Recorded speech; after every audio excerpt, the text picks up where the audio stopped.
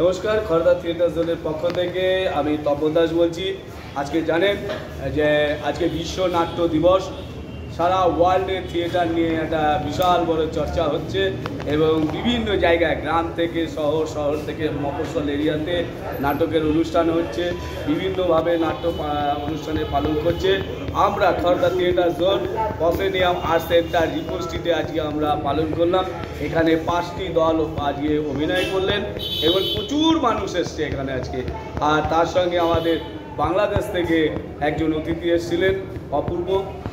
তার কথা শুনলাম আমরা। বিশ্ব নাট্য দিবসে তিনি বললেন এবং আমাদের সঙ্গে ছিলেন সলিল সরকার এবং তিনি আমাদের বিশ্ব নাট্য দিবস নিয়ে কিছু কথা বললেন। এবং আজকে খড়দা থিয়েটার জোন এইভাবে এত মানুষকে পাশে পেয়েছে, তাই সকল অভিনেতা অভিনেত্রীদের এবং যারা থিয়েটার করছেন, নাটক করছেন সারা বিশ্বে, সকলকে আমরা অভিনন্দন এবং ধন্যবাদ জানাচ্ছি।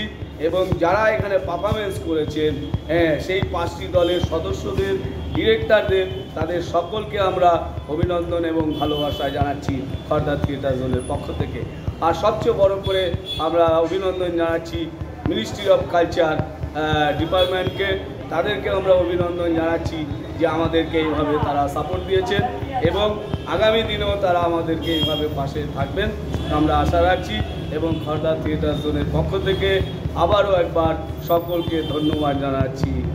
শুভরাত্রি।